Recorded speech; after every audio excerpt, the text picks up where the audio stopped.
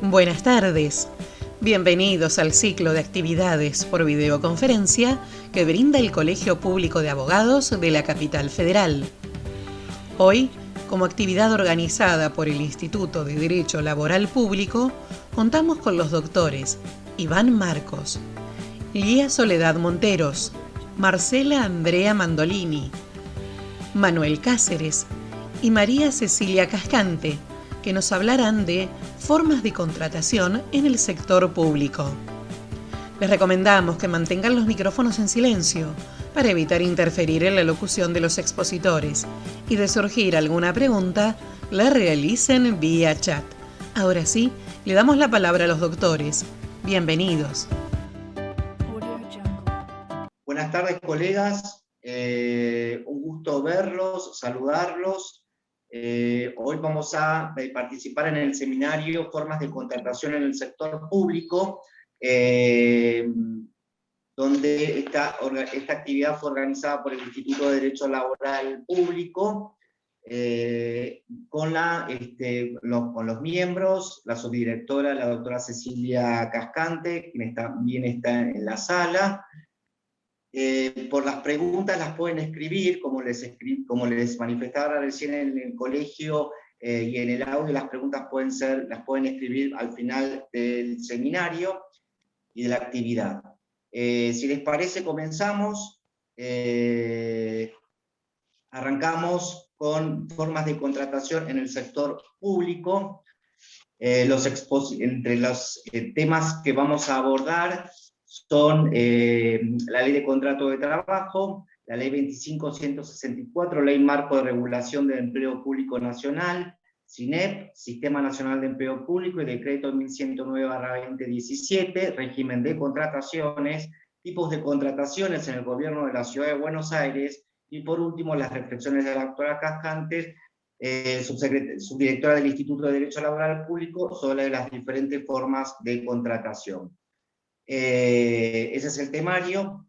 Vamos a proceder al inicio de la actividad, que va a estar a cargo del doctor Manuel Cáceres. El doctor es abogado, desde hace 25 años desempeñando funciones en el sector público.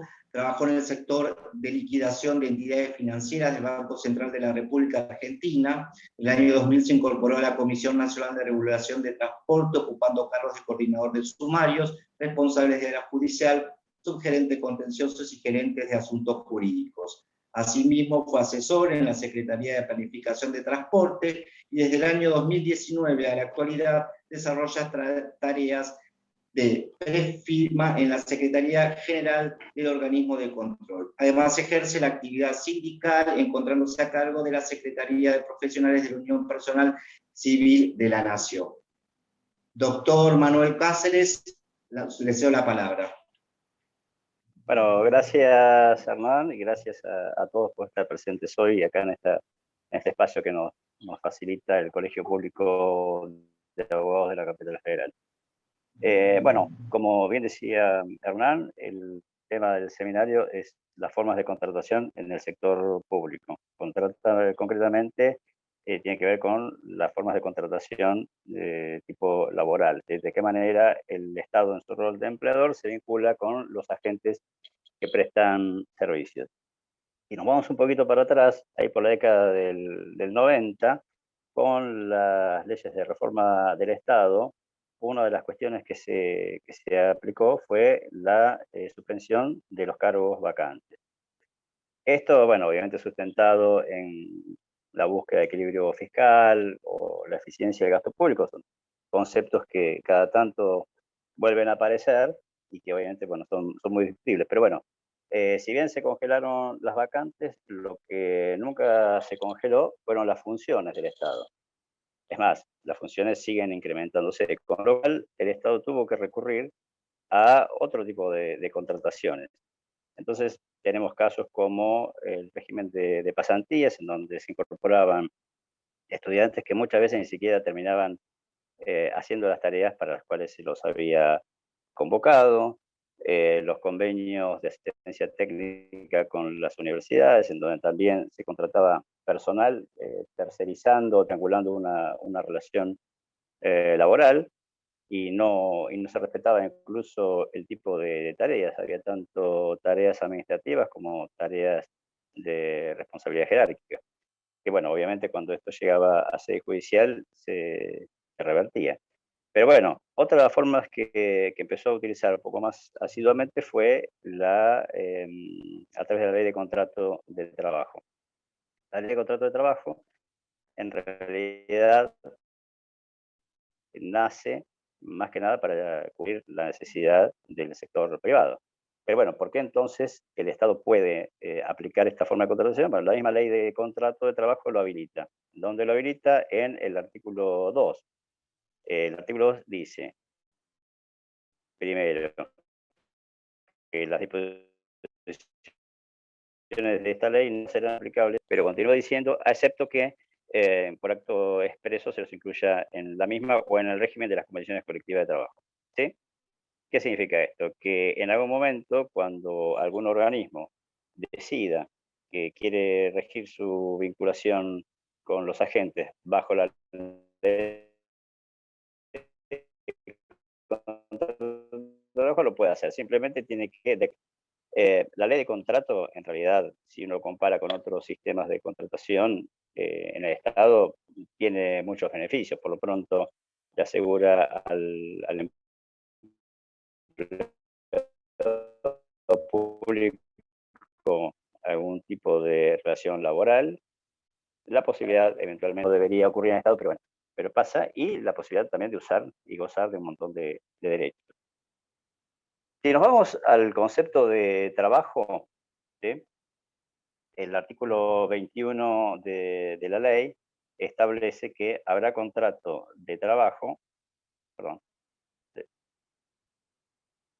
bueno, que habrá contrato de trabajo, cualquiera sea su forma o denominación, siempre que una persona física se obligue a realizar actos, ejecutar obras o prestar servicios en favor de la otra y bajo la dependencia de esta durante un periodo determinado o indeterminado de tiempo mediante el pago de una remuneración. Así establecido, si uno entiende el concepto, es de aplicación tanto para el sector público como para el sector privado. Pero cuando uno empieza a ahondar un poquito más en la cuestión, se da cuenta de que hay diferencias en el tratamiento que se le da al trabajador público respecto al trabajador privado. Entonces, la primera gran diferencia que uno encuentra es el nivel de protección que la Constitución Nacional brinda a cada uno de los trabajos o de las modalidades. Para el sector privado, de lo que se trata es de establecer la protección contra el despido arbitrario. ¿Esto en qué se traduce? Bueno, en una situación en que cuando se da algún despido incausado, tenga que abonarse una indemnización. De alguna manera, lo que se pretendió acá es tratar de nivelar un poco ese desequilibrio de fuerzas que existe entre el empleador y el empleado, ¿sí? Ahora, cuando vamos a la protección que se le pretende dar al trabajador del Estado, lo que tenemos es la estabilidad del empleado público.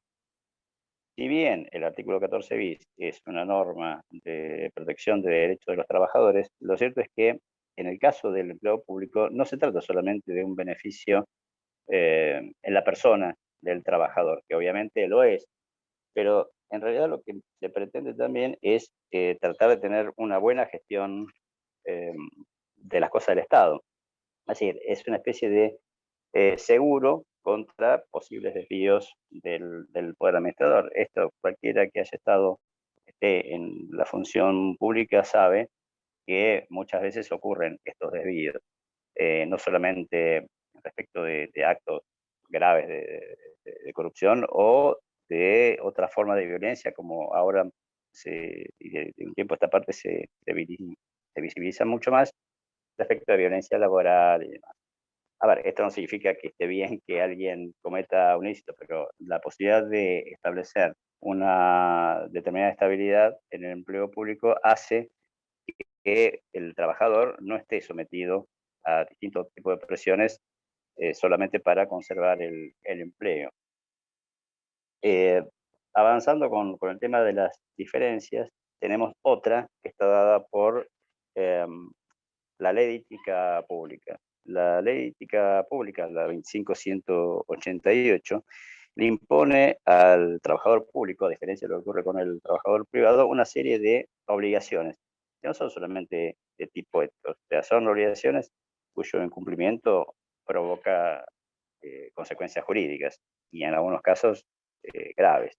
Entonces, el artículo primero de la ley dice que la presente ley de ética en el ejercicio de la función pública establece un conjunto de deberes, provisiones e incompatibilidades aplicables, sin excepción, a todas las personas que se desempeñen en la función pública en todos sus niveles y jerarquías, en forma permanente o transitoria, por elección popular, designación directa, un concurso o cualquier otro medio legal, extendiéndose su aplicación a todos los magistrados, funcionarios y empleados del Estado.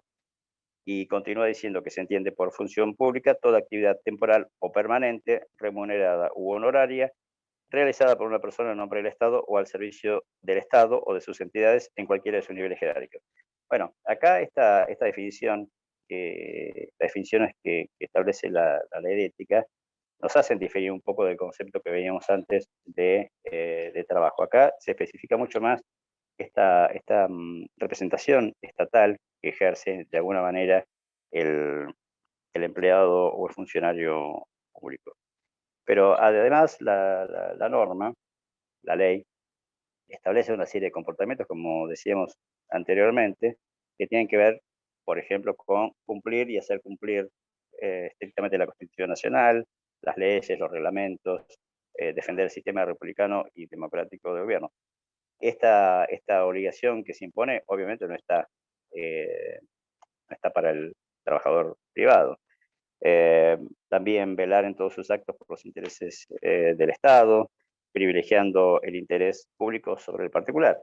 Acá también tenemos otra diferencia. Obviamente en el sector privado lo que se pretende es un interés particular, personal, pero en cambio en la función estatal lo que se busca es el bien común. Otra obligación que se impone es fundar los actos y mostrar la mayor transparencia en las decisiones que se adopten. Esto en el sector privado tampoco ocurre. En los procedimientos de contrataciones públicas en donde intervenga un funcionario también se tienen que respetar los principios de publicidad, igualdad, concurrencia y razonabilidad. Entonces, en definitiva, acá tenemos una serie de obligaciones que se le imponen al trabajador público que esté también, que se rija también en su relación con el Estado por la ley de contrato de trabajo. Y estas, como decía antes, no es solamente pautas de cumplimiento ético. En realidad esto tiene consecuencias jurídicas. ¿Por qué? Porque ante un incumplimiento a cualquiera de estas pautas, que están preestablecidas por supuesto, se puede incurrir en tipos penales que los empleados públicos tienen. Cumplimiento de los deberes, abuso de autoridad y demás. Con lo cual, la función pública trasciende el mero compendio normativo de las normas del derecho laboral contenidas en la ley de contrato de trabajo. Ni hablar también, por ejemplo, la obligación que existe con las leyes de acceso a la información pública, que también son propias del empleo público y que cuando no se cumplen implica la posibilidad de una sanción penal. Otra diferencia que es muy importante la encontramos en todo lo que tiene que ver con el reglamento de investigaciones administrativas. El RIA, como se lo conoce, que está establecido en el decreto 467 del 99, establece en el artículo 6º que la sustanciación de los sumarios o la información sumaria va a estar a cargo de funcionarios letrados de planta permanente. A ver, en realidad lo que debería decir la norma sería a cargo de empleados con estabilidad y letrados con estabilidad. La planta permanente la puede tener un empleado que esté regido bajo las normas de la LCT, pero de ninguna manera implica necesariamente de una estabilidad. Fíjense la importancia que tiene que el instructor sumariante sea imparcial respecto del derecho del sumariado, y que debe confiar plenamente en que la investigación que se lleve respecto de él sea lo más imparcial e independiente posible. Y sabemos que si no existe esta garantía de estabilidad, no necesariamente va a ocurrir, pero puede pasar que algún funcionario superior, político, ¿no?, de ejercer alguna influencia de variante con las consecuencias gravosas que esto podría tener. En materia jurisprudencial hay un fallo muy interesante que es de una sala, la sala 2, en lo contencioso administrativo federal, más Solé Margarita con el Instituto Nacional de Cine, en donde se determinó que una empleada que había sido incorporada en el Instituto de Cine, que también su relación con los empleados bajo la LST, que después fue desvinculada, tenía que ser reincorporada. ¿Y qué es este fallo? Se estableció la garantía de estabilidad del empleo público. Es decir, se recorre en el fallo el camino iniciado por la Ley 25.164, en donde se establecen las condiciones para ingresar al Estado público y gozar de la estabilidad, y se entiende que de alguna manera esta empleada, al haber transcurrido poco más de un año de relación, ya había de alguna manera demostrado esa idoneidad que se pide para el ingreso en la carrera, y bueno, tuvo que ser reincorporada. No pasa todos los casos, pero este es un antecedente bastante importante para el momento de defender los derechos de los trabajadores estatales. Ahora, todas estas normas y todo este concepto que venimos viendo de la estabilidad es importante para todos los empleados, empleadas, funcionarios de la administración pública. Pero como yo lo veo, adquiere una importancia especial respecto de los abogados. Ya que estamos en un cuerpo colegiado, es bueno decirlo. ¿Por qué? Porque los abogados creo que son la última línea de defensa que tiene el Estado, ¿sí? Y no para defender al Estado como entidad, sino, en definitiva, para defender la cosa pública, la cosa común, el derecho de todos los habitantes. Con lo cual, me parece que gozar de la estabilidad le permite al Estado cumplir mejor, más adecuadamente con sus funciones.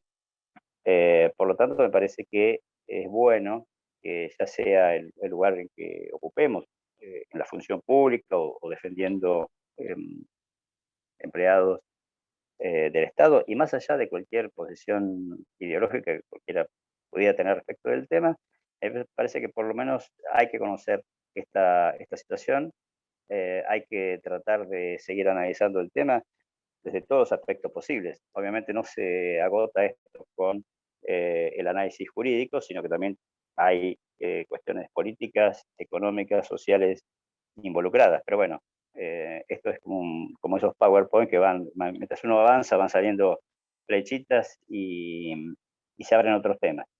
Así que, bueno, en realidad yo lo que quería exponerles respecto de la LST era esto, esta diferente aplicación que se registra en el derecho privado o respecto del empleo público.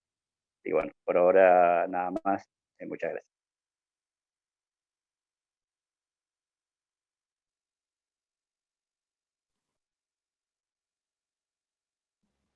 Muchas gracias, doctor Manuel Cáceres. Muy claro. Vamos a continuar con la doctora Mandolini Marcela Andrea. Es abogada, recibida en la Universidad Nacional de Lomas de Zamora, con diplomados en Gestión de Servicios Públicos y Calidad de la Atención Ciudadana de la OEA y la Facultad Latinoamericana de Ciencias Sociales, sede Chile, y en prevención de adicciones y VIH-Sida en el ámbito laboral público a través del FOPECAP en convenio con la Universidad de Buenos Aires, Facultad de Ciencias Sociales y UPCN. Tiene una maestría en Derecho Administrativo de la Universidad Austral y cursó la especialización en Derecho Informático en la Facultad de Derecho UBA. Es trabajadora pública desde el año 1997 y miembro de la OID, Organización para la Inclusión Digital, e integra el Instituto de Derecho Laboral Público y la Comisión de Defensa del Abogado del Estado del Colegio Público de Abogados de la Capital Federal. Doctora, cuando guste. Buenas tardes a todas, a todos, ¿cómo están? Bueno, estoy acá viendo cómo puedo pasar la filmina. Espero que no sea tan aburrido lo que voy a decir.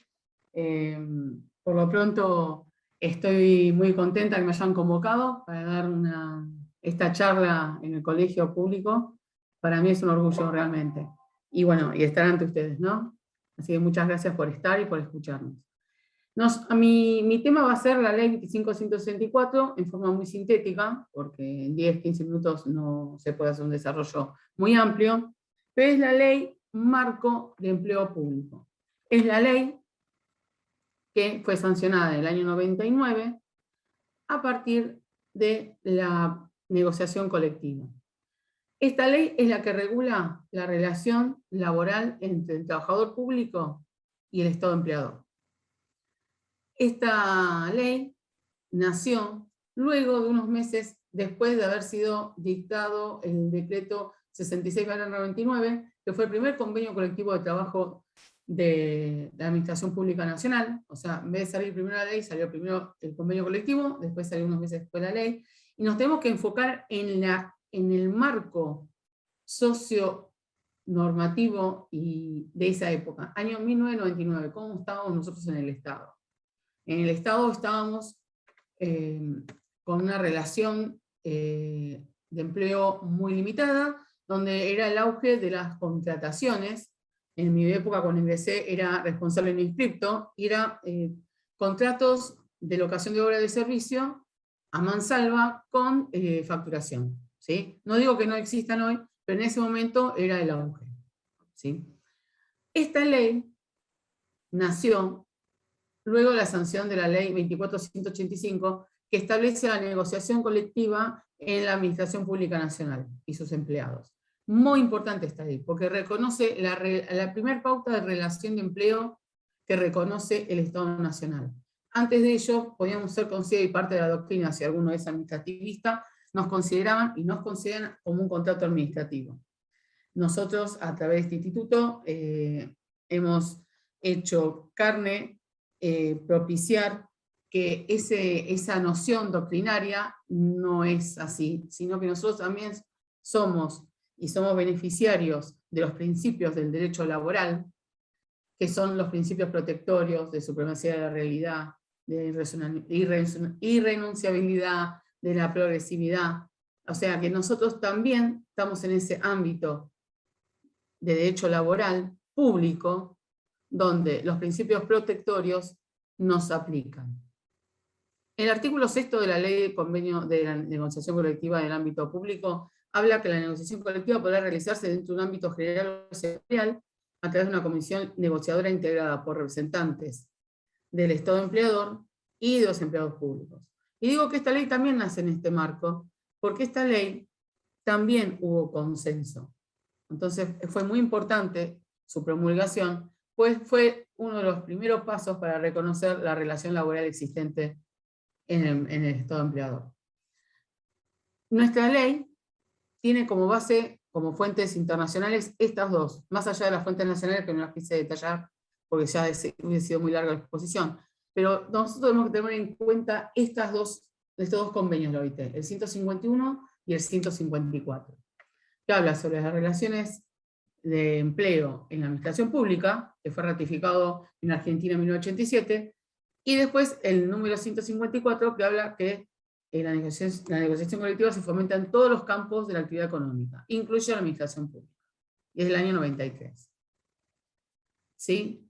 Acá las pautas de las negociaciones colectivas, donde no puede ser parte, en su opinión, los trabajadores. ¿Sí? La estructura orgánica de la administración pública, las facultades de dirección del Estado, y el principio de idoneidad como base de ingreso y la promoción de la carrera administrativa, que es lo que hablaba de estabilidad Manuel hace un rato. Toda negociación, y esta ley también refleja ello, se rige bajo el principio de buena fe. Y es un principio que no solo está en el Código Civil y Comercial, sino también en todas las relaciones que tenemos con el Estado.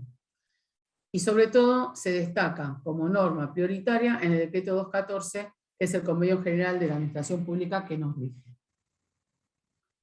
Nosotros hablamos de la relación de empleo público, ¿sí?, entre los trabajadores del Estado y el Estado empleador, como cualquier otra relación, que es una relación entre el trabajador, que es persona física, que se obliga a prestar un servicio a su empleador a cambio de una remuneración, ¿sí?, ya sea un grupo persona física o jurídica.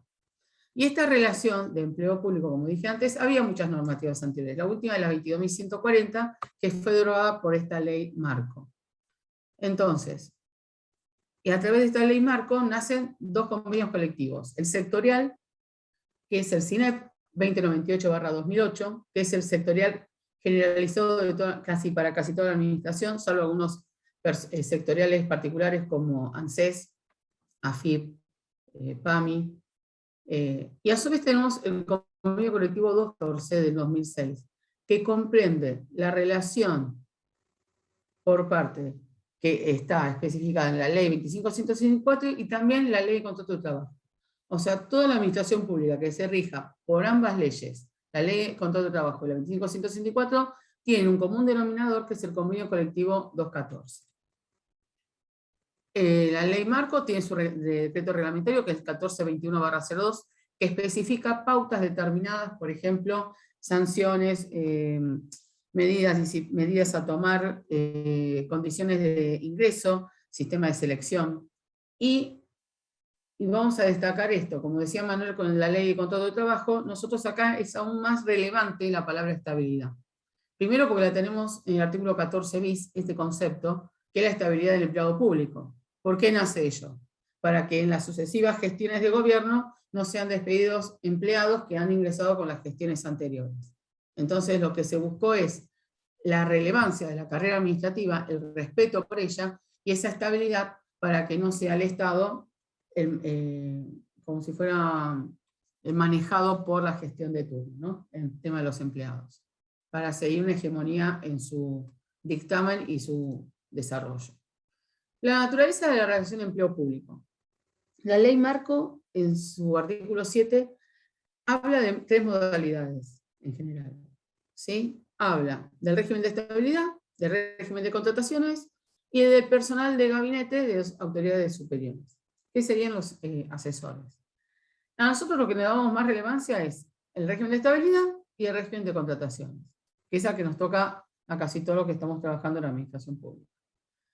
El régimen de estabilidad, acá está en el artículo 8, comprende a aquellas personas que ingresan al Estado Nacional a través de mecanismos de selección que se establezcan, ya sea curso, concurso, siempre tienen que medir la idoneidad de la persona que se presenta para el cargo a postularse, ¿sí? Y ya sea que se apliquen para administración central o también se aplica para los entes descentralizados.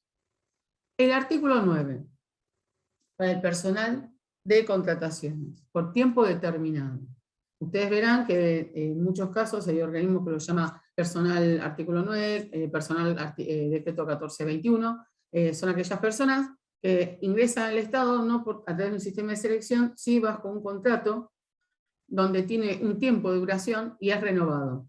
La prestación es de carácter, la ley dice que tendría que ser de carácter transitorio o estacional, y que tendría que representar el 15% del personal de planta permanente, cosa que todos sabemos no se da, sino que es ya casi al revés. Y siempre va a estar afectado en la ley de presupuesto, o sea, siempre que esté determinado en la ley de presupuesto la partida correspondiente para la aplicación de este tipo de contrataciones, se podrá realizar o no, y su durabilidad, ¿no?, y su renovación. El personal bajo este régimen del artículo 9 siempre va a estar equiparado en los niveles de grados y de niveles del personal con estabilidad. Y va a percibir la remuneración de acuerdo a ese nivel y grado. Cuando hablamos de personal contratado y hablamos de durabilidad, siempre tenemos la situación, conocemos casos que hay contratos que están de hace casi 20 años, 24 años, o un año o 5 años. siempre se habla de que se rescinde el contrato, se termina, se extingue el contrato con la duración del tiempo establecido y se extingue. Pero el artículo 30 habla específicamente que quien carece de estabilidad y su designación o contratación podrá ser cancelada. O sea, carece de estabilidad puede ser el periodo de prueba, ¿no? Que se establece de hasta casi 1 año, 12 meses. Tanto uno como el otro puede ser cancelado en cualquier momento mediante decisión fundada. ¿Qué significa?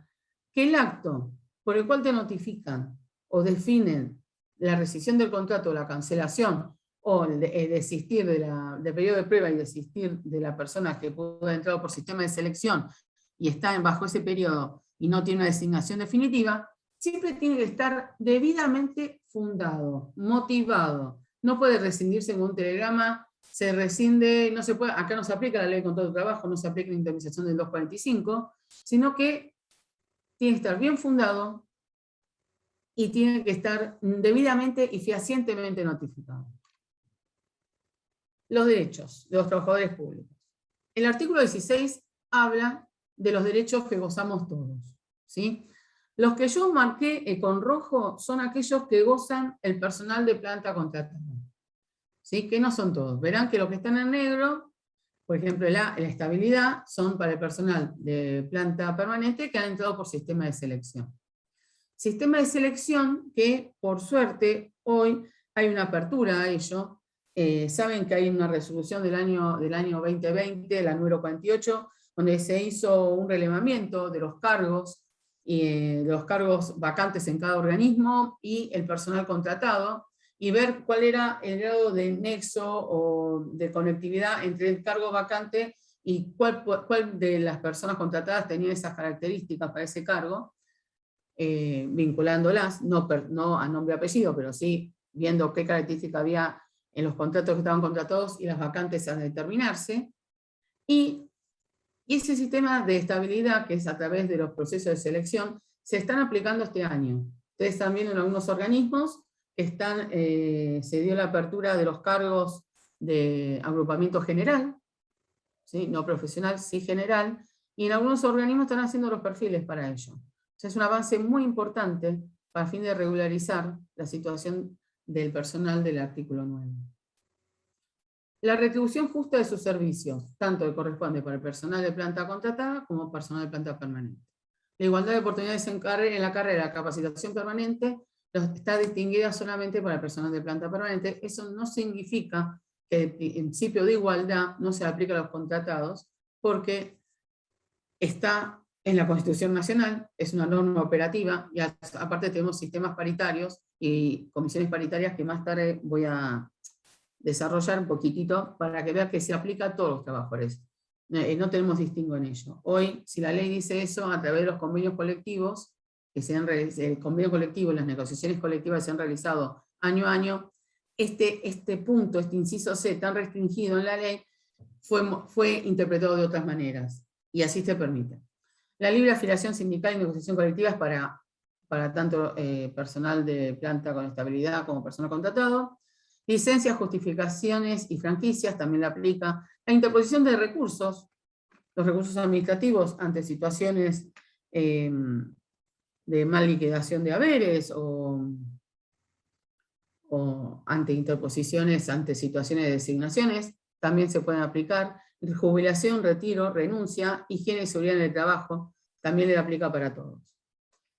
Como dije abajo, antes, un ratito, ahí lo estoy poniendo abajo en la filmina, la numeración no está exactiva, se va modificando y se va interpretando a medida que se van celebrando nuevas negociaciones colectivas, se hacen las actas paritarias entre el Estado empleador y las asociaciones sindicales signatarias, ¿sí? Siempre va ampliado por vía de la negociación colectiva, y es importante que siempre tengamos ese concepto firme. El Estado Nacional y los trabajadores públicos se relacionan y progresan en esa relación a través de la negociación colectiva.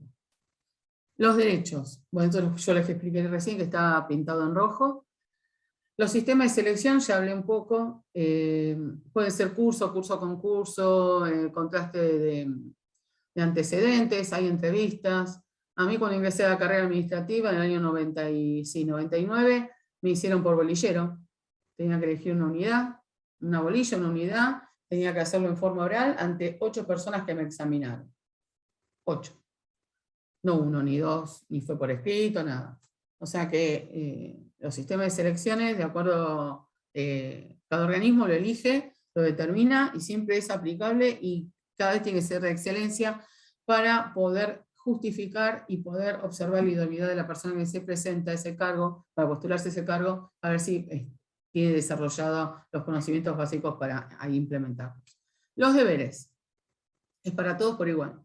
Prestar el servicio personalmente, el deber de confidencialidad, las normas legales y reglamentarias de colaboración, observarlas, responder con eficacia, eficiencia, rendimiento de la gestión y el personal a su cargo, que tiene a su cargo. También la ley habla del Fondo Permanente de Capacitación y Recalificación Laboral.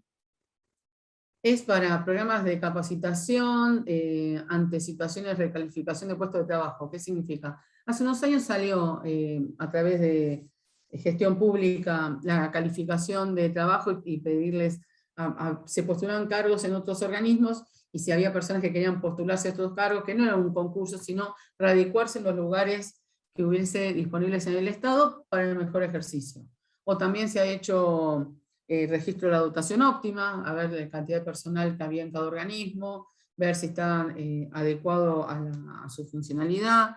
Hoy también se está haciendo ese relevamiento en aras de los futuros concursos por agrupamiento general. Es muy dinámico esto, están siempre el Estado y las asociaciones sindicales signatarias siempre están predispuestos a mejorar la situación del empleador, del empleado y del empleador, porque en realidad el Estado somos nosotros, no es una gestión. Y yo lo pienso así, por eso me sale ese acto fallido, porque somos nosotros el Estado. Acá hablamos del fondo que tendrá recalificación de puestos y hace la movilidad funcional, y régimen disciplinario. En el artículo 30 se establecen las siguientes medidas disciplinarias: el apercibimiento, suspensión, cesantía y exoneración.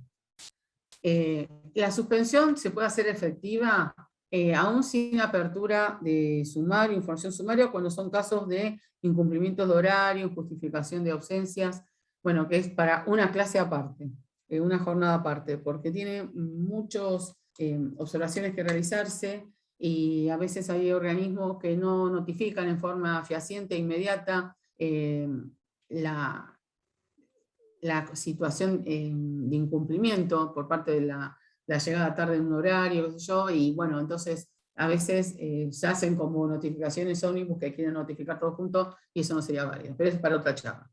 Artículo 38, la cancelación de la designación del personal con estabilidad, cómo se egresa, ¿no? La conclusión del contrato, la renuncia aceptada, razones de salud, baja por jubilación o retiro o vencimiento del plazo, fallecimiento. Estos últimos que están en negro, de aplicación de sanciones, cumplimiento de plazo de disponibilidad, retiro voluntario que hubo hace unos años, extingue la relación de empleo público. Sobre todo en la aplicación de sanciones, lo que quiero destacar que hay una situación nueva que se va a dar respecto de, no sé si ustedes vieron la decisión administrativa 641/21, que es sobre las directrices mínimas o requisitos mínimos para implementar seguridad de la información, ¿no? Todo lo que son los datos, portación de datos, datos sensibles, de protección de datos personales que maneja la administración pública, van a estar regidos, o por lo menos tienen estas directrices que son 14, y una de esas directrices habla de que se va a gestionar o se está pensando en implementar un régimen de sanción para los empleados o funcionarios que no respeten estas directrices de seguridad de la información. O sea que están pensando en modificar en el régimen disciplinario y también el régimen del decreto 467/99, que es el régimen disciplinario de la ley marco, más el régimen disciplinario del decreto que se aplica del año 99. ¿Por qué repito también esta frase, buena fe? Porque todos nos regimos con esta. Tanto en el sector público privado, las relaciones laborales siempre se rigen por el principio de buena fe. Y ahora vamos a empezar a hablar 3 filminas sobre el decreto 214. El decreto 214 es el convenio colectivo general de la Administración Pública Nacional, El que no tuvo el gusto de leerlo, yo les recomiendo que no lo lean todos, si no tienen ganas de estar un sábado a la noche leyendo eso en vez de Netflix, pero sí el prólogo. El prólogo para mí es la joya de la negociación colectiva. Para mí es lo más claro que puede existir y es donde se perfila lo que es la relación laboral entre el trabajador público y el Estado empleador. Los objetivos: una cultura de trabajo competente, honesta, austera, eficiente, se buscan relaciones laborales armoniosas y de mutuo respeto, que es lo que buscamos todos, y el convenio colectivo general así lo implementa. ¿Qué objetivos? El desarrollo de modernos regímenes de carrera administrativa basados en el acceso, permanencia y capacitación y desarrollo en el empleo público, ¿sí? Realizar o volver a reformular un régimen de contratación de personal no permanente de acuerdo con estas orientaciones. Y el decreto 214, este convenio colectivo general, dispuso la creación de comisiones paritarias, que hoy, como estaba recién hablando Manuel, del tema de la estabilidad y la no estabilidad, también hace al destrato de las personas en la relación laboral pública. Y acá tenemos estos 4 comisiones paritarias. La CIOT es la Comisión de Igualdad de Oportunidades y de Trato, CIMAT, Comisión de Condiciones y Medio Ambiente de Trabajo, hoy tan de boga con el tema de la pandemia y todos los protocolos que se están siguiendo en los organismos para que nosotros podamos concurrir de manera presencial y estemos resguardados en nuestra salud. La COPAR, que es la Comisión Permanente de Aplicación y Relaciones Laborales, y el FOPECA, que es Fondo Permanente de Capacitación, que es un fondo administrado por el Estado Nacional, donde aportan porcentajes tanto el Estado Nacional como las asignaciones sindicales signatarias, para que todos los trabajadores públicos podamos pedir becas y capacitarnos. Y ya sea tanto un personal como el otro. O sea, por eso hoy la interpretación que el personal del artículo 9 no pueda hacer capacitación ya es muy, muy limitado, porque ya a través de la negociación colectiva eso se ha amplificado y se ha modificado en forma taxativa su interpretación. Bueno, muchas gracias. La primera vez que hablo en el colegio, así que estoy muy orgullosa, estoy muy nerviosa, y gracias por escucharme. Así que bueno, estoy a su disposición en lo que necesiten. Hasta luego. Muchas gracias, doctora Marcela Mandolini. No estuvo nervioso, todo perfecto, quédese tranquila. 10 puntos. Muy claro.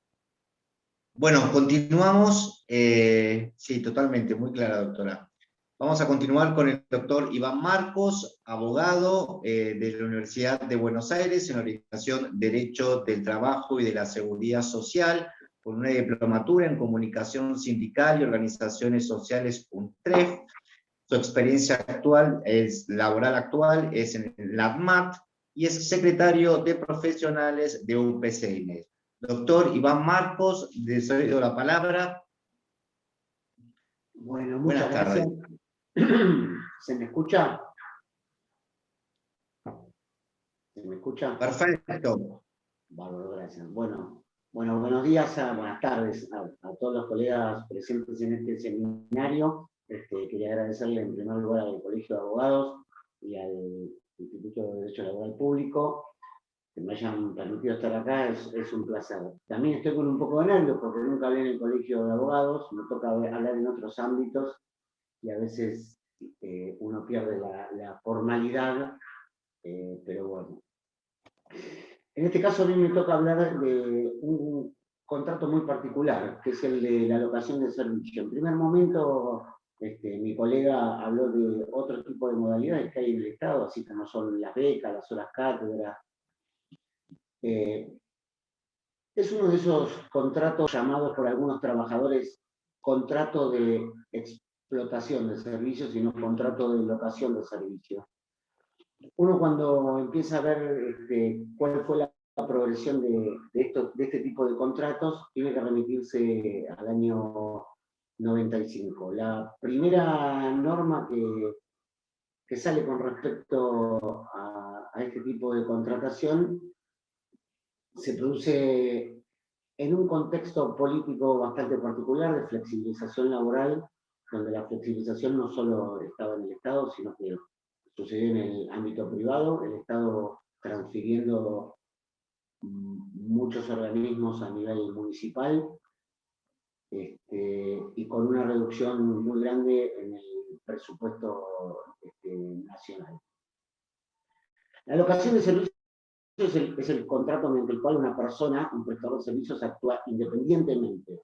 Se obliga a favor de un comitente, que es el sector público en este caso, a proveer un servicio mediante una retribución.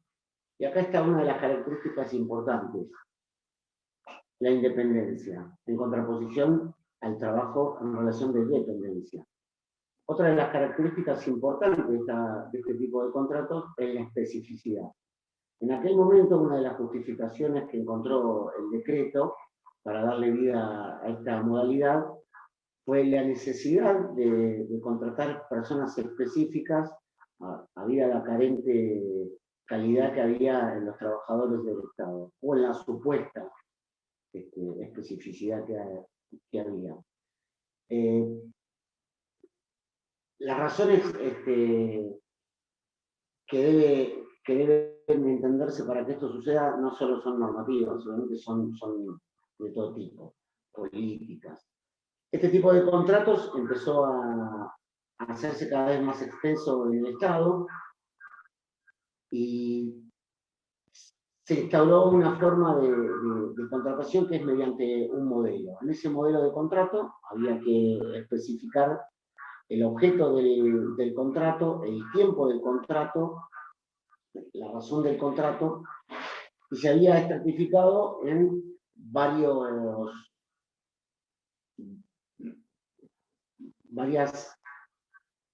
estratos, de coordinador hasta asistente técnico. Para que tomemos dimensión de la diferencia salarial que se produjo en ese momento, un coordinador general estaba más o menos en $7.500, pensemos $7.500 pesos, y un asistente técnico en 600 pesos. Había otro tipo de consultores, consultor A, consultor B, todo tipo de consultores.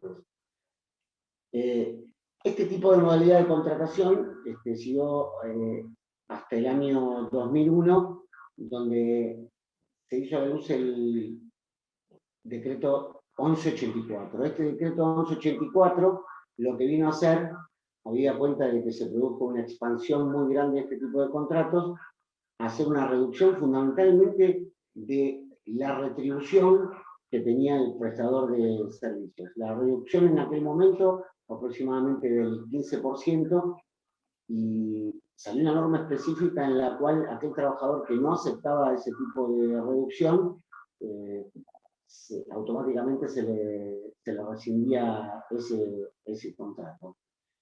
El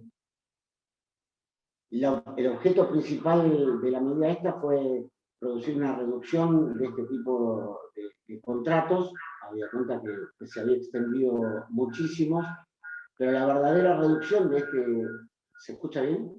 Sí. La verdadera reducción de este tipo de contratos no se produjo con esta norma. Se produjo con la llegada de la Ley de Empleo Público, porque al haber una cantidad exorbitante, aproximadamente superaban los 12.000 prestadores de servicios, se produjo una migración hacia la Ley Marco de Empleo Público que comentó antes mi compañera. La alocación de servicios, obviamente, a quienes están en ese régimen no tienen ninguno de los derechos, en principio, que tienen los trabajadores públicos. Los trabajadores públicos enmarcados en la planta permanente y enmarcados en la famosa llamada Resolución 48, que son los que están dentro de la Ley Marco como contrato. Luego de esa disminución que se produjo, yo tengo todo el tiempo un ruido como de retorno. Luego de esa norma apareció la norma actual, que es el 1109 del 2007, que lo que vino es otra vez a organizar supuestamente esta modalidad contractual.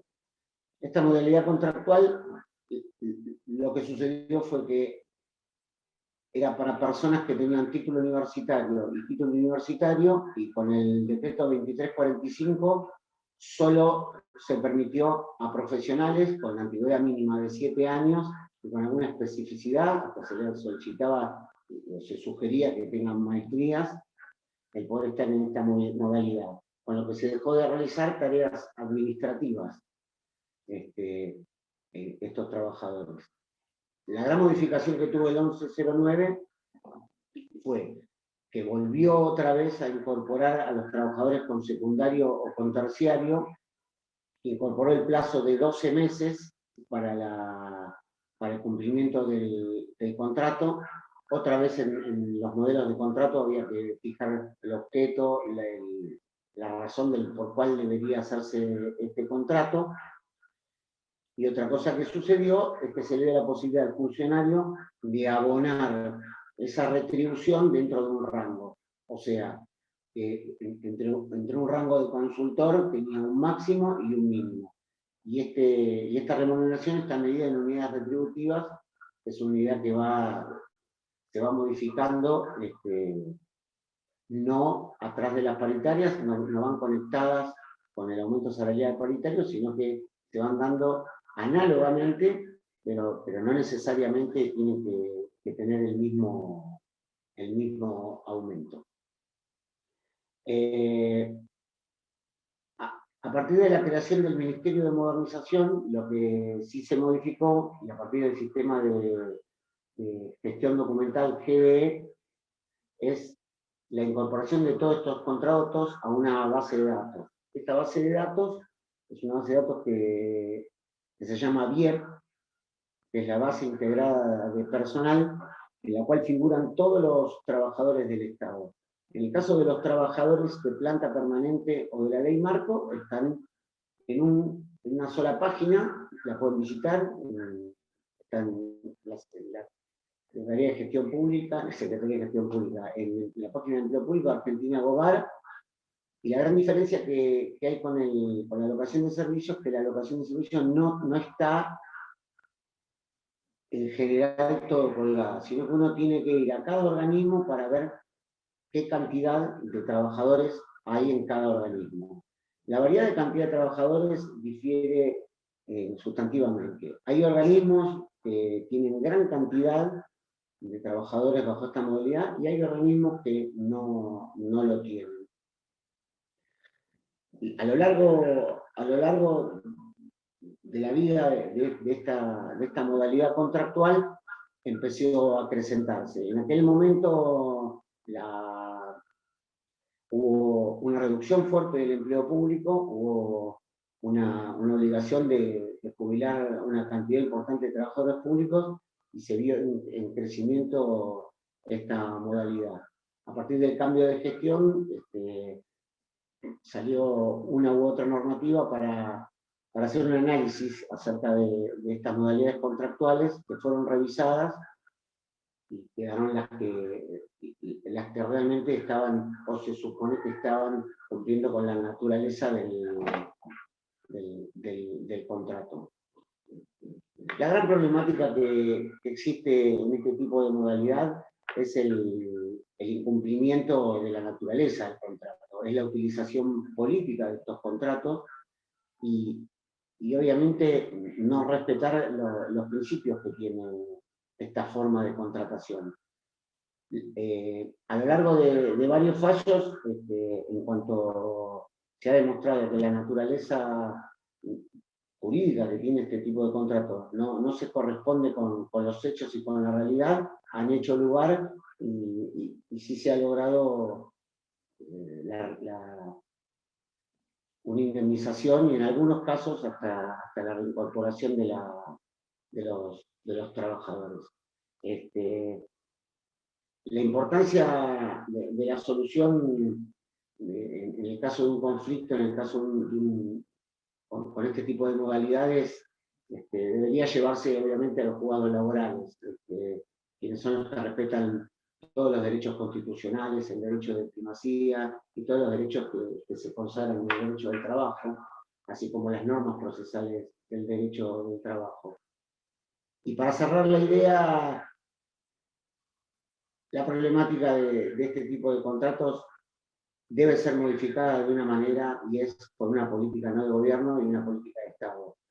Y realmente contratar a estas personas con la característica que debe tener el contrato, que es la temporalidad y la especificidad. Disculpen mis nervios en primera vez. Les agradezco mucho y le doy la palabra a mi colega que sigue. No, doctor Iván Marcos, estuvo muy bien, muy claro. Muchas gracias por la exposición. Vamos a continuar con la doctora Soledad Monteros, es abogada y realizó posgrados de actualización en conciliación laboral, Facultad de Derecho UBA, maestría en Derecho Laboral y Relaciones Laborales Internacionales, Universidad Nacional de 3 de Febrero, diplomatura en Procedimiento Laboral, posgrado de Problemas Actuales por Razones de Conciencia en el ámbito de las Relaciones Laborales Internacionales de la Universidad de Castilla-La Mancha, España. Entre su experiencia laboral, podemos hablar de la Dirección General de Negociaciones Laborales, dependiente de la Subsecretaría de Trabajo, Industria y Comercio, Ministerio de Desarrollo Económico y Producción, asesora en la Oficina de Junta Médica Laboral, dependiente de la Dirección General de Negociaciones Laborales, asesora en la Oficina de Violencia en el Trabajo, dependiente de la Dirección General de Negociaciones Laborales, dirigido a los trabajadores en el ámbito público privado y CAO. Asesora y negociadora en gerencia operativa de negociaciones laborales colectivas, Dirección General de Protección del Trabajo, dependiente de la Subsecretaría de Trabajo, Industria y Comercio. Doctora, muchas gracias por su participación. Bueno, quería agradecerles al colegio, al instituto por convocarme, bueno, y decirles que también es mi primera vez en exponer, así que, bueno, sepan disculpar mis nervios. Yo voy a hablar de los tipos de contratación en el gobierno de la ciudad. Les voy a compartir una filmina. Esperen un segundito.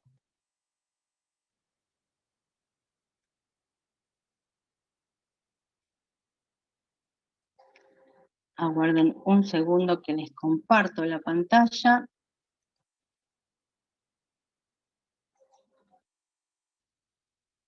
¿Lo pueden visualizar bien ahí?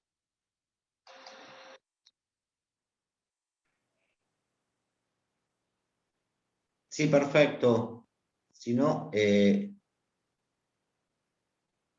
Ahí está. Bueno, vamos a hablar de los tipos ahí está, perfecto. ¿Sí? Bien, gracias. Vamos a hablar de los tipos de contratación en el gobierno de la ciudad. Esto surge de la ley 471 del 2000, que es la ley que regula las relaciones laborales en la administración pública de la ciudad de Buenos Aires. Esta ley hace efectivas las políticas de la Constitución de la ciudad de Buenos Aires, en su artículo 43, ¿sí? Protege el trabajo en todas sus formas, asegura los derechos establecidos en la Constitución Nacional y en los convenios ratificados, así como también las recomendaciones de la OIT. También garantiza un régimen de empleo público, asegura estabilidad y capacitación a los agentes, basados en su idoneidad. Se reconocen y organizan las carreras de especialidad, y se ingresa y se promociona, supuestamente, por concurso público abierto. ¿Sí? Eso es lo que normalmente dice la ley. También establece un régimen de empleo público con condiciones de admisibilidad, ingreso, derechos y obligaciones, desarrollo de la carrera administrativa, concursos abiertos y jornada de trabajo, estabilidad y régimen gerencial, programas de capacitación, evaluación y desempeño, escalafón, régimen de licencias, acumulación, compatibilidad de cargos, régimen disciplinario, negociación colectiva y estatutos particulares. En el 2010 se suscribió un convenio colectivo entre el gobierno de la ciudad y el sindicato SUTECBA, que es el Sindicato de Trabajadores del Estado de la Ciudad, que es el sindicato mayoritario. En él se incluyó temas como ámbito de aplicación, personal de planta permanente, aportes y contribuciones, perdón, procedimiento y prevención y sobre la resolución de conflictos colectivos, asignación de funciones, movilidad, evaluación de desempeño, carrera, condiciones y medio ambiente, igualdad de oportunidades y de trato, régimen de licencias, remuneraciones y disponibilidad de los agentes. Todo esto se suscribió en el 2010 con el sindicato mayoritario. ¿Qué podemos decir de cómo se ingresa al gobierno de la ciudad, según nos dice la ley 471? Establece en el artículo 6 que el ingreso se va a formalizar mediante acto administrativo emanado por autoridad competente, previo concurso público, y conforme a las reglas que se establecen por vía reglamentaria. Eso es lo que dice respecto al ingreso. Respecto a la estabilidad de los trabajadores, es entendida como el derecho a conservar el empleo hasta que se encuentre en condiciones de jubilarse, en tanto se cumplan los requisitos. Esto surge del artículo 42 de la 471. A los efectos de la adquisición de la estabilidad, el trabajador medianamente debe prestar servicios durante un periodo de 12 meses y aprobar una evaluación de desempeño, a la que será sometido por el solo transcurso del tiempo.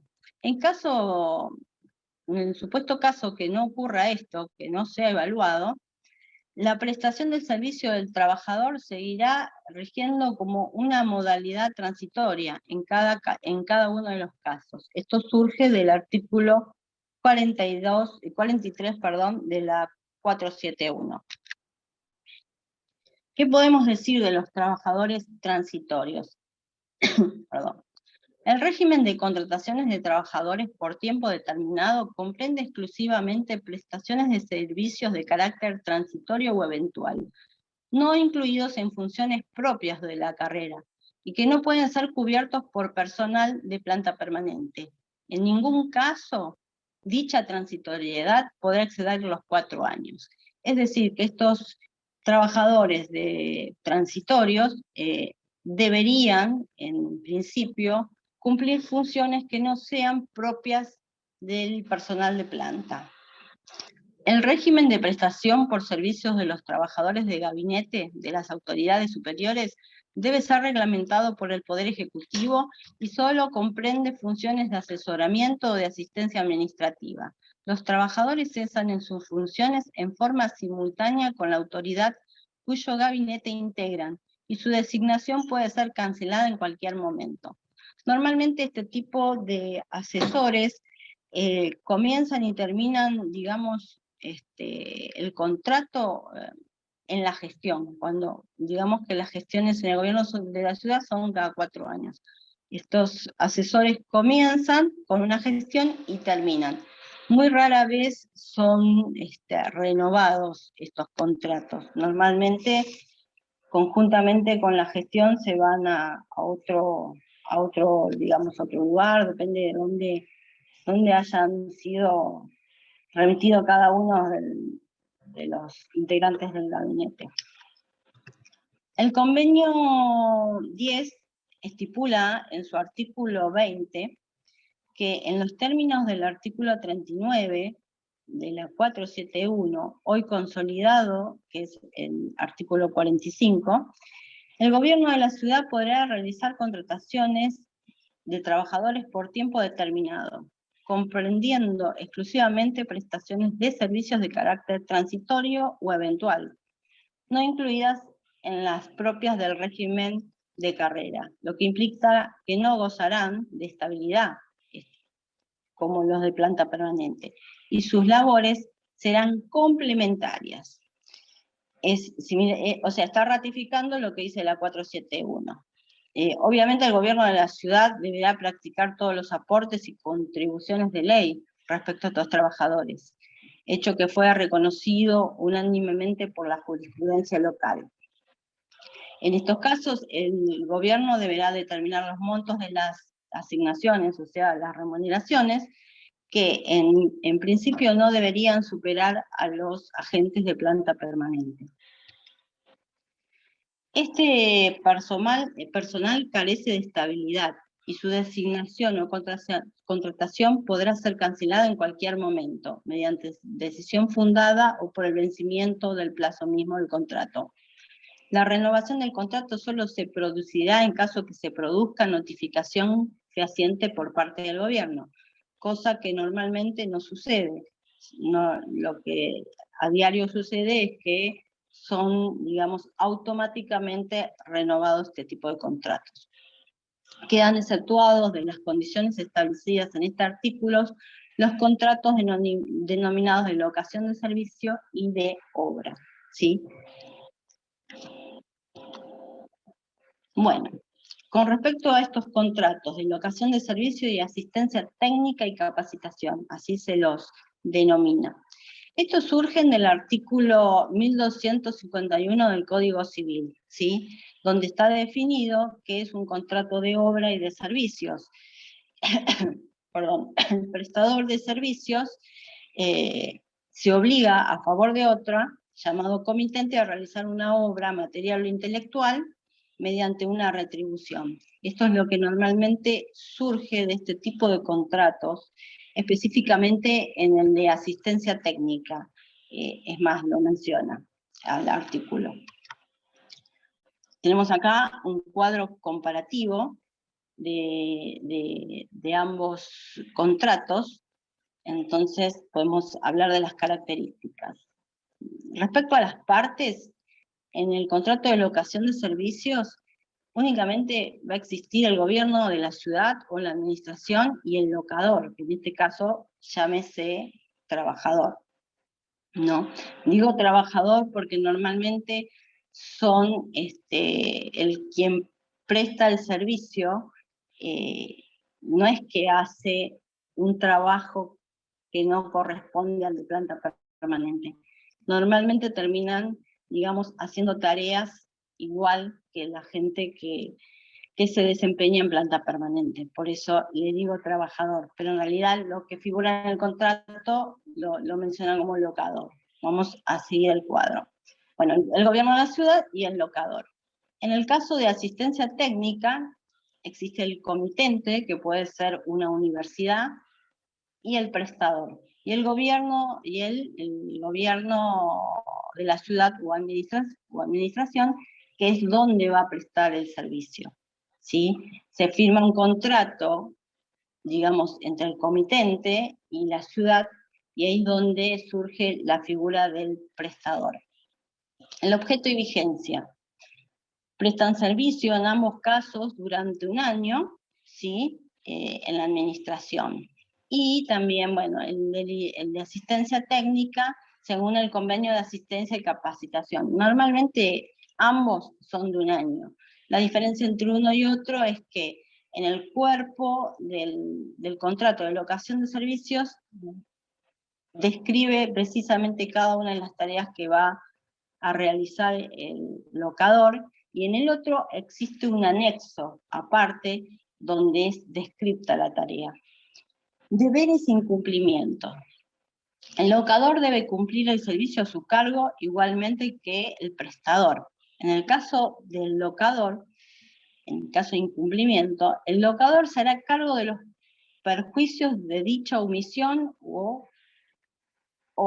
que pudiera ocasionar, obligándose a mantener indemne al locatario de toda responsabilidad.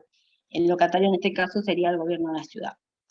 El prestador, en este caso, también debe cumplir el servicio, y el incumplimiento del prestador de los servicios a su cargo, el comitente podrá, sin perjuicio de rescindir el contrato, demandar por los daños y perjuicios ocasionados. El comitente, en este caso, sería alguna universidad.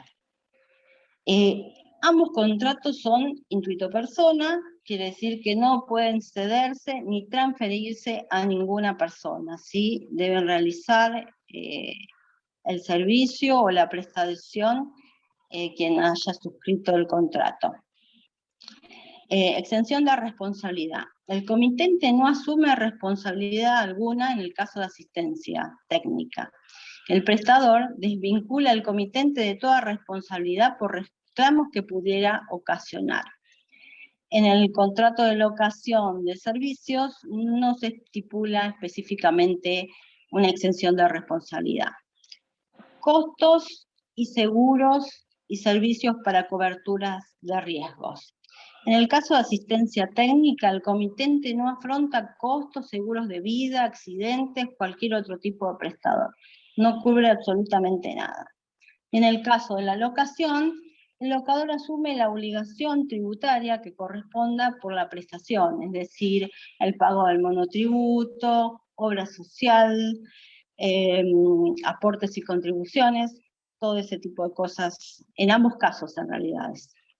Pero en digamos que el comitente dice, no asumo este tipo de obligaciones. La jurisdicción, en ambos casos, es la de los tribunales del Contencioso Administrativo Federal, con sede en la capital federal, renunciando expresamente a cualquier otra jurisdicción. Es así que en ambos contratos es lo que surge. Son similares, con la diferencia en que los contratos de locación normalmente suelen ser un poco más fuertes que los de asistencia técnica, son los más endebles, son los que menos normalmente remuneración tienen, son muy bajas las remuneraciones, y son los que en el momento, normalmente este tipo de contratos se dan de baja en diciembre. En diciembre se esperan muchas de las veces bajas. Y los más endebles son justamente los de asistencia técnica, que los de locación, son los más recientes, digamos, ¿no? Son contratos que surgieron después de los de locación de servicios. En ambos tienen que pagar el monotributo y los aportes y contribuciones. En ambos, digamos, están sujetos a un modo contractual que los lleva a la vía del Código Civil. Y bueno, llegado el momento, si un trabajador es desvinculado, verá de qué manera y con qué elementos cuenta como para, digamos, iniciar una acción y ver de qué manera, según como dije, cuenta de elementos, tiene que, digamos, principalmente tiene que probar la relación de dependencia y desvirtuar este tipo de contrato que surge del Código Civil, ¿sí? Eso es esencial. Y bueno, y el tiempo en que llevó prestando servicios. Lo que tiene que, digamos, el letrado, el trabajador, lo que fuera, lo que tiene que hacer es desvirtuar eso y hacer ver a la justicia que es un trabajador en relación de dependencia y no un simple contrato de locación de servicios. Así que bueno, eso es a modo sucinto lo que vine a exponer. Gracias a todos y disculpen los nervios, pero bueno, como dije, era mi primera vez. Perfecto, doctora Soledad Monteros, no, estuvo muy clara y muchísimas gracias por la exposición. Por último, vamos a dar la palabra a la subdirectora del Instituto de Derecho Laboral Público, la doctora Cecilia Cascante, abogada, egresada de la UBA, con orientación en Derecho Penal, estudios y diplomas universitarios de posgrado en las áreas del derecho laboral y del derecho informático, con marcada especialización en los entornos del derecho laboral público, la negociación colectiva, el sindicalismo y las organizaciones sociales, sobre los cuales dicta y coordina talleres, cursos y seminarios para diferentes instituciones. Como dijimos, subdirectora del Instituto de Derecho Laboral Público del Colegio Público de Abogados de la Capital Federal, coordinadora de la Comisión de Abogados de la Secretaría de Profesionales de la Unión del Personal Civil de la Nación, miembro de la Comisión de Defensa del Abogado en relación de dependencia con el Estado, el Colegio Público de Abogados de Capital Federal, miembro del Instituto de Derecho Informático del Colegio Público de Abogados y fundadora de la Organización para la Inclusión Digital. Doctora Cecilia Cascante, le cedemos la palabra. Muchas gracias. No, muchas gracias a vos, Hernán, muchas gracias a todos por estar acá. Bueno, sinceramente no me quedó mucho para decir, porque la verdad es que todos los expositores estuvieron excelentes. Mis felicitaciones a todos ellos, mis felicitaciones, y vuelvo a decir, creo que han cubierto de tal forma la descripción de estas modalidades de contratación que muy poquito quedó pendiente, ¿no? Creo que tuvimos un muy buen panorama con respecto a la forma de contratación a través de la ley de contrato de trabajo, a través de la ley marco de empleo público. Marcela, la doctora Mandolini, también nos hizo una introducción al convenio colectivo 214, que me gustaría destacar que este convenio colectivo, una de las particularidades que tiene, es que, y acá, bueno, acá entra a jugar un poco la magia de la negociación colectiva, que la negociación colectiva, yo siempre digo, es lo más laboral y democrático del derecho. Es una de las manifestaciones, si hay una manifestación de funcionamiento democrático del derecho, es la negociación colectiva. Y ahora voy un poquito con esto, si quieren, porque si no es como que, bueno, no puedo evitar irme, ya me fui. A ver, nosotros dentro del derecho del trabajo, ¿qué es lo que aprendemos siempre? Y esto vale la pena recordarlo en todos nuestros encuentros, cuando empezamos a hablar y a partir de acá empezar a pensar juntos, porque para esa es la idea de este encuentro, ¿no? Nosotros cuando hablamos de derecho del trabajo, siempre, cuando lo pensamos como laboralistas, pensamos en una relación desigual, en la cual tenemos un empleador que tiene determinado peso y un trabajador que se encuentra vulnerable. El derecho del trabajo viene a generar una cierta equidad, supuestamente, o tratar de sopesar un poco esas diferencias, ese desempoderamiento del trabajador a través de normas protectorias, de normas tuitivas. Y yo digo que la negociación colectiva es la máxima manifestación de lo que tiene que ver con el derecho protector y con esta equiparación a la cual tiende, que es la que contempla nuestra Constitución Nacional en su forma republicana, porque justamente al hablar de negociación colectiva hablamos de las dos partes, empleador y la parte trabajadora representada a través de sus sindicatos, conversando en un pie de igualdad de manera paritaria, por eso se llaman paritarias, en una mesa o en un espacio de diálogo, de negociación, en la cual los trabajadores pueden manifestar sus peticiones, y también los empleadores, y tratar de llegar a acuerdos de manera pacífica.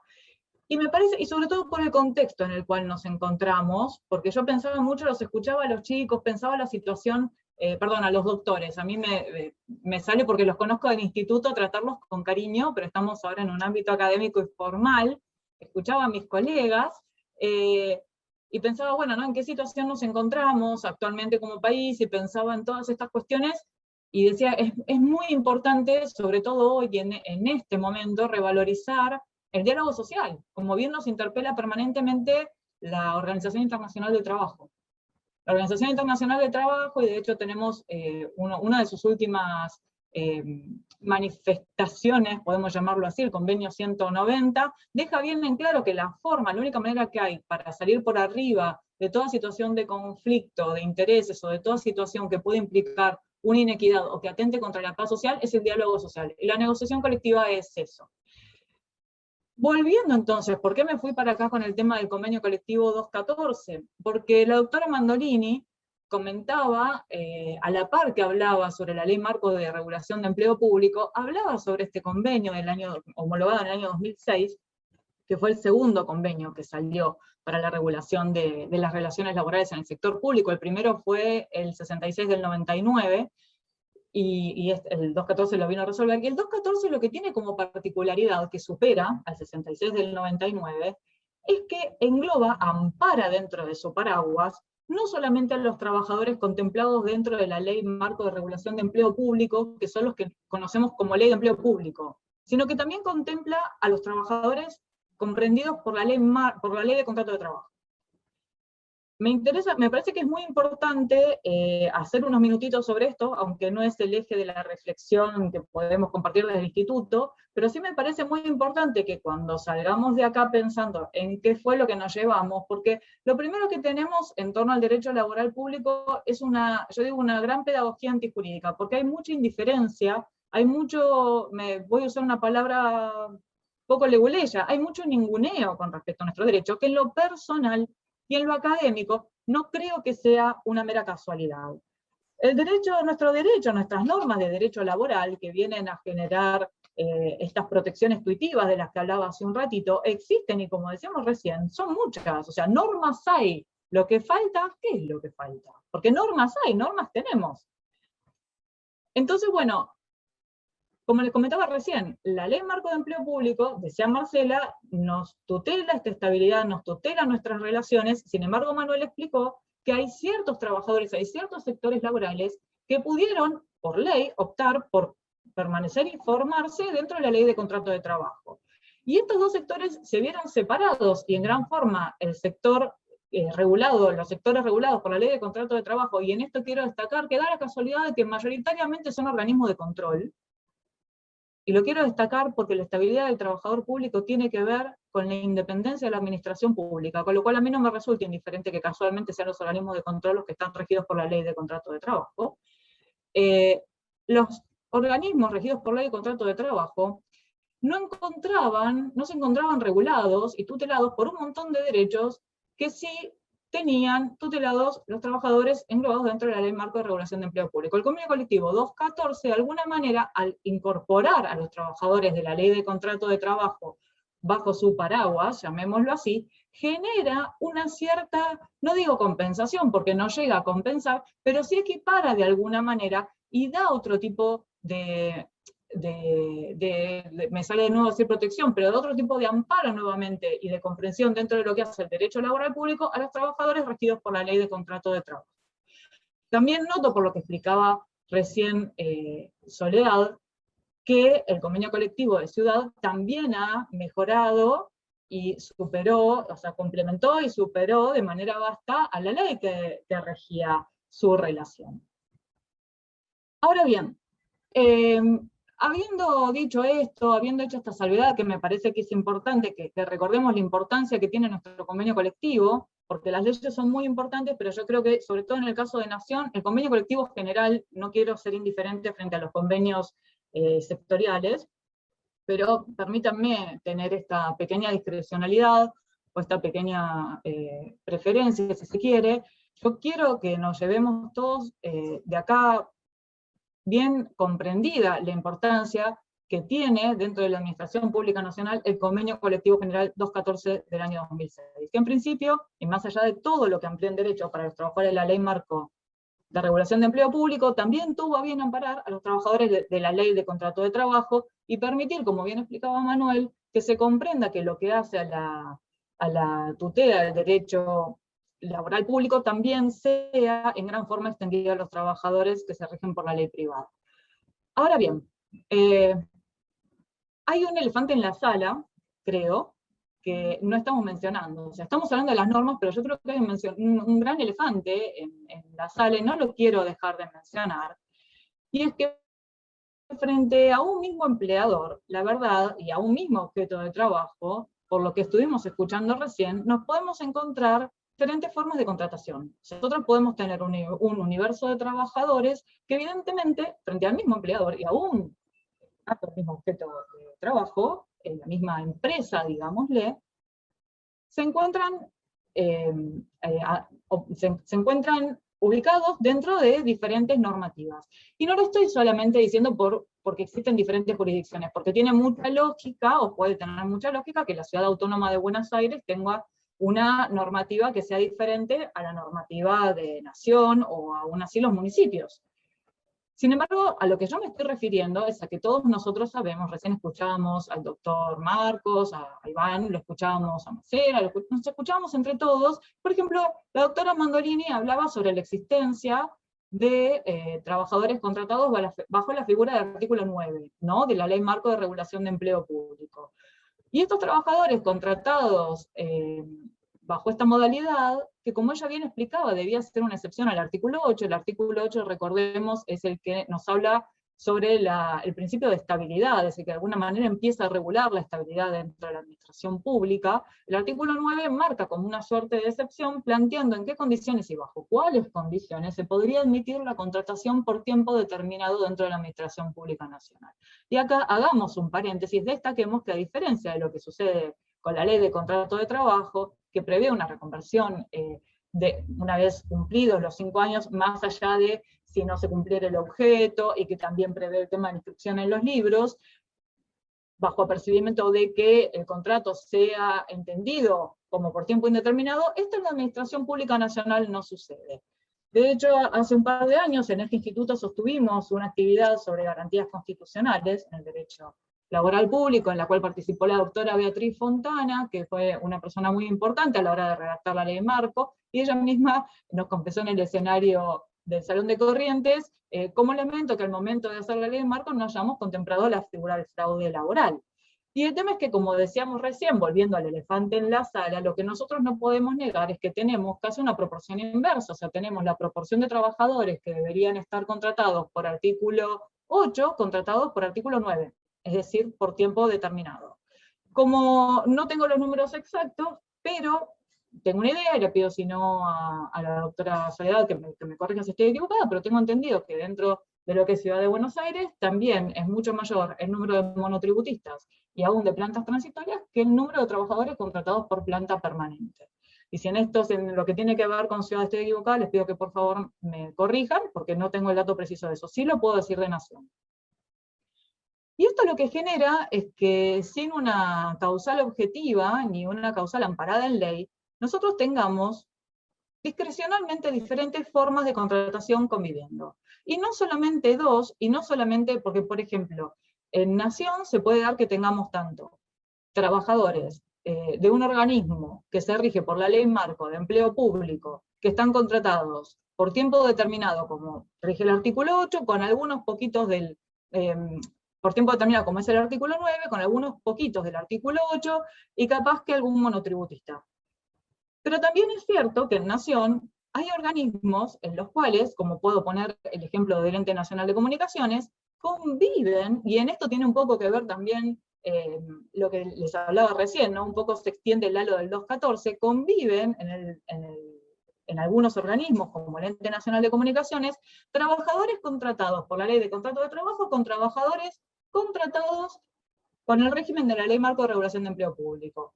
¿Cómo se llega a esto? Bueno, ustedes saben que la administración pública no es que sea súper dinámica, pero sí es dinámica. Y por ejemplo, en el caso del ENACOM proviene de una fusión de dos organismos.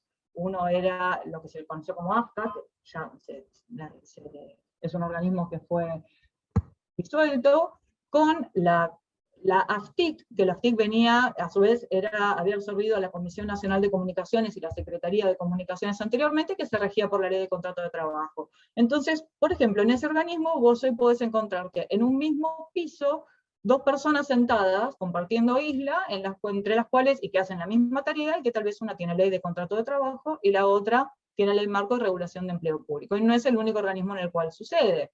Como también puede suceder que en algunos organismos vos tengas, como recién planteaba Soledad, una cantidad importante de contratados a través de monotributo, y algunos contratados a través de la ley que rige o que debería regir por imperio dentro del organismo. Entonces, bueno, el tema acá me parece que lo que hay que considerar, más allá de la pluralidad de normas existentes, porque no está mal que exija, a mi humilde forma de ver, la posibilidad de contratar por tiempo determinado, ni la posibilidad de ejercer algún contrato de monotributo, pero dentro de lo que hace a las condiciones específicas que permiten, que habilitarían y que justificarían esa contratación, eso no estaría mal. El problema es cuando ya estas implementaciones se dan de manera tan masiva, que por eso yo digo, hablemos del elefante en la sala, que a la hora de hacer una charla sobre modalidades contractuales propias de la Administración Pública Nacional, tenemos que incluir estos dos ítems, que son la contratación por tiempo determinado y la contratación bajo la forma de monotributo, como si fueran formas contractuales en sí mismas propias de la Administración Pública. ¿Y por qué me parece importante? Y ahora ya sí claramente estoy entrando en la reflexión con esto, o sea, ¿por qué me parece importante hacer esta distinción? Me parece importante porque la Constitución Nacional, por algún motivo, en su artículo 14 bis, previó que, más allá de todas las tutelas que garantizaba para los trabajadores, especialmente para los trabajadores públicos, resguardaba o tutela, o sea, establece la garantía de estabilidad. Y esto, como les decía antes, no es una casualidad, y es sabido, y basta la doctrina que sostiene que el espíritu es justamente sostener la independencia de la administración pública con respecto a los diferentes gobiernos, es evitar, como dijo algún histórico doctrinario, que la administración pública se convirtiera en el botín de guerra de las diferentes fuerzas de poder. No sabemos si es mucha casualidad o no que esto no se cumpla, pero bueno, la verdad es que nosotros estamos acá para aprender derecho, porque como les decía al principio, uno de los grandes problemas que tenemos es el desconocimiento que hay, y en algunos casos yo diría que hasta el ocultamiento que hay sobre nuestro derecho, porque es muy difícil poder defender lo que no se conoce. Y por eso nos parecía importante hacer esta actividad, y por eso tenemos un par más de actividades preparadas para este año, con la idea de compartirles más herramientas para poder defender justamente el derecho laboral público, ¿no? Por ejemplo, es muy interesante saber qué hacer, o sea, hace un tiempo hubo una gran cantidad de extractos de trabajadores contratados a través de la figura del artículo 9 que claramente no se llevó adelante de la manera en la que correspondía. El tema es que no había ningún abogado capacitado, perdón, discúlpenme, acabo de decir algo terrible. Había muy pocos abogados capacitados en la materia, y lo que le pasaba a la mayoría de los trabajadores es que no podían dar con alguien que lo comprendiera. Lo cual es un tema, y lo llevó a no poder tal vez acceder a la mejor de las defensas, y se vio en los fallos muchas veces eso. Por eso a nosotros nos importa poder compartir estas herramientas con los colegas, para que haya más abogados especializados en estas áreas, ¿no? Y me parece que cuando hablamos también de este elefante, de estas formas de contratación que conviven, hay algo que no podemos dejar de mencionar. En realidad serían dos campanas principales que suenan. Por un lado, hablábamos recién sobre yo un poco mencioné algunas figuras que tal vez en el fuero, en el ámbito privado se podrían considerar hasta fraudulentas, ¿no? Porque digo, a ver, no es lo mismo si si la forma en la cual se contrata la administración pública, yo me pregunto, ¿qué pasaría si la forma que tiene la modalidad de contratación bajo la forma de monotributo que tiene la administración pública fuera llevada adelante por un privado? ¿Cómo sería esto visto? ¿Cómo sería abordado? Porque un colega ha ido comentando por algunos chats en privado que muchas veces estas cosas son consideradas como fraude laboral en el sector privado. Y esto es una realidad que nosotros, como juristas, no podemos dejar de discutir y de evaluar.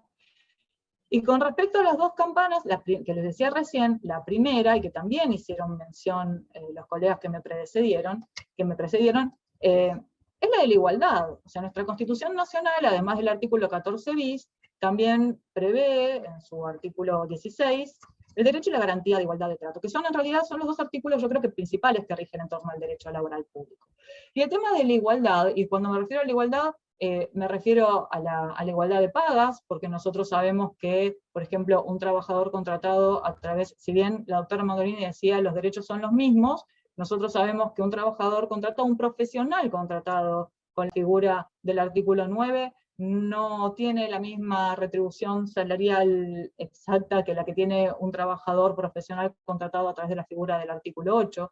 Pongo un ejemplo, un trabajador contratado a través del monotributo, y en esto quiero hacer una pausa especial porque realmente es algo que me preocupa, y es algo que nosotros como Instituto de Derecho Laboral Público no podemos ignorar, que las personas contratadas bajo la forma de monotributo no tienen acceso a una licencia paga, no tienen acceso a la sindicalización.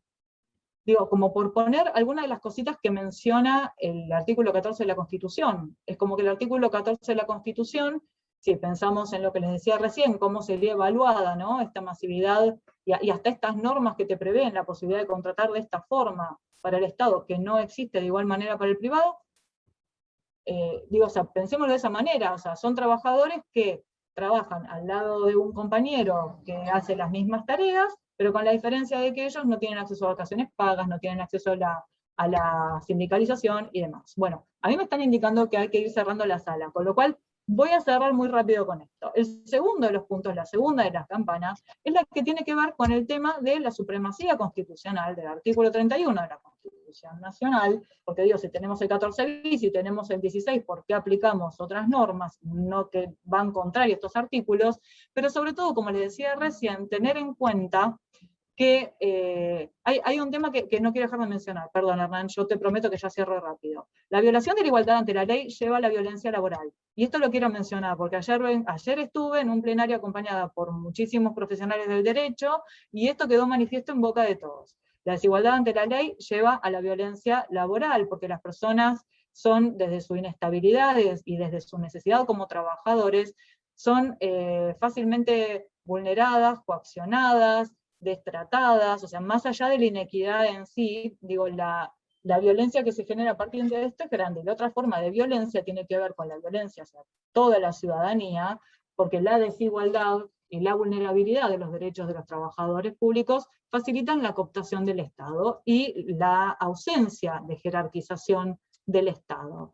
Porque la verdad es que, como decía al principio, para que la administración pública pueda ser fuerte y eficiente, es necesario que sea democrática y que esté jerarquizada, como bien prevén nuestras normas, en el sentido que creo que esto lo explicaron Marcela Iván.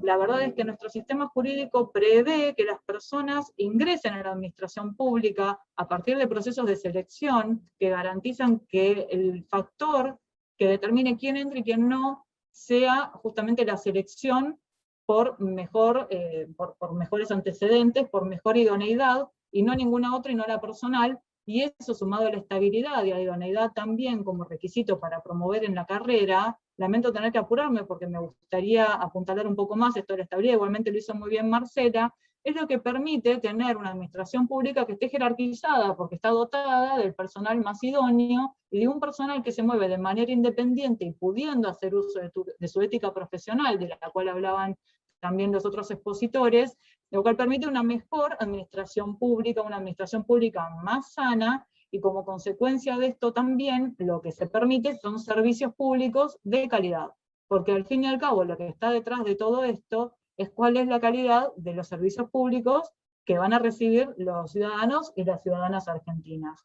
Entonces, tal vez como síntesis decir un poquito eso, ¿no? O sea, que empezar a aprender y a reflexionar un poco más en conjunto sobre los derechos de los trabajadores públicos, siempre nos va a facilitar poder pensar también en la administración pública en general. Y bueno, nada, lamento muchísimo que no haya más tiempo, porque tal vez esto lo dije un poco rápido, y me da miedo haber dejado algunas cosas sueltas o que se presten a mala interpretación, porque cuando uno habla rápido a veces no puede apretar muy bien los conceptos. Pero bueno, ojalá podamos repetir pronto la actividad sobre garantías constitucionales, porque creo que reflexionar sobre la estabilidad es algo que habiendo escuchado a los expositores previos, y también el tema de la competencia, ¿no? La competencia laboral, la aplicación de los principios de derecho del trabajo, porque al final parece que el trabajador público es un ni principios laborales, ni estabilidad. Digo, contrario a lo que expusieron nuestros participantes, porque expusieron muy bien la aplicación de los principios de derecho de trabajo, expusieron muy bien la aplicación del derecho a la estabilidad. Sin embargo, cuando uno mira en la práctica la convivencia del derecho laboral público que se desprende de la supremacía constitucional y del mandato del artículo 14 bis, en convivencia con modalidades de contratación alternativos, termina generando que aquella estabilidad y que aquellos principios rectores que hacen a la democratización y a la jerarquización del Estado queden desdibujados. Porque desde el momento en el que vos tenés una carrera vigente, un régimen de selección vigente, pero también tenés en paralelo, sí, ya termino, también tenés en paralelo la posibilidad de que la gente ingrese de manera discrecional, todo lo que ingresó por concurso queda lamentablemente desdibujado, porque discrecionalmente se puede poner a cualquier persona dentro de lo que es la estructura en una actitud jerárquica superior, o aunque sea igual o por debajo, que desdibuje las funciones atribuidas acorde a derecho. Perdón por el tiempo, pero bueno, nada. Me gusta mucho el tema, muchachos. Sí. Sí, y da para mucho también. Muchísimas gracias, doctora Cascante. Sabemos que esto puede seguir para más, pero bueno, lamentablemente se nos terminó el tiempo. Le agradecemos muchísimo. Agradecer a todos los expositores, han sido todos muy claros. Muchísimas gracias por compartir todos sus conocimientos. Agradecerles por favor también muchísimo a todos los participantes, a todos los colegas que han participado hoy de esta actividad, y sobre todo también agradecer el espacio que nos ha brindado el Colegio Público de Abogados de la Capital Federal y pedirles disculpas porque nos hemos excedido un poco del tiempo. Muchísimas gracias a todos.